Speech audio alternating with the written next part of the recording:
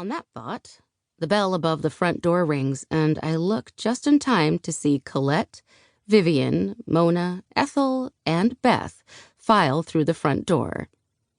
Oh, shit. I really need to check my calendar more often. Drew! Mona's voice bounces off the overstuffed bookshelves. Even at 70, she strides through the store in her trademark 3-inch stilettos, which make my feet wince. Her gray hair has not a strand out of place, and her pink-painted lips stand out on her pale, gently wrinkled face, which has aged gracefully over the years.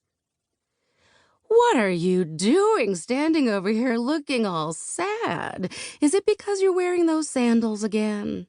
The way you come for me every time you see me is still completely unnecessary, Mona. We live in Colorado.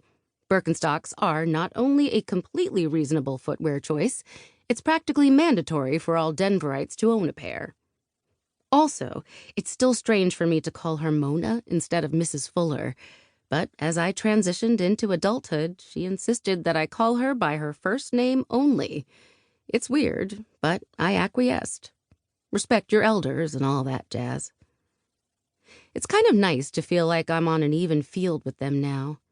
Even though they're a lot older than me, they're still the coolest people I know. Coming for you. I just want you to join us and sit with some old ladies for a little while. Well, if you insist. I play it cool, but there's actually not a chance in hell I'd ever pass on the opportunity to listen to them very self-righteously talk shit about every person they know. I aspire to be just like them when I grow up. Minus the book club, obvi. Maybe I'll start a podcast club or something. She links her arm through mine. Her nearly translucent skin is a stark contrast against my golden brown skin. How's Mr. Fuller? I always ask about her husband of almost 50 years when I see her. Old and cranky. Happy golfing weather has returned, though not as happy as I am to get him out of the house. The snide words don't match the dreamy look that crosses her face whenever his name is mentioned.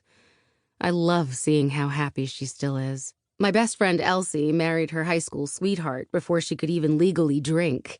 I still tease her relentlessly for her sparkling grape juice toasts, and is blissfully happy with 4 kids. As for me, however, I'm very much not into the idea of marriage. I don't even like myself half the time, and you're telling me it's a good idea to latch myself on to one other person until death do we freaking part? Or, more likely, until they cheat, get bored, or whatever other reason 50% of marriages end in divorce. Yeah. No thank you. It's probably a good thing I have no interest in marriage. I'm not fighting off a swarm of potential suitors. Apparently, my winning personality isn't doing it for them. Their loss. When we reach the back corner of the bookstore where the Dirty Birds, the name they chose for their book club, meet on the second Wednesday of every month, they're cackling just like their name would suggest.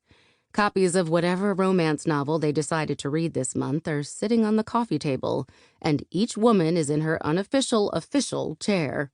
None of the chairs are the same.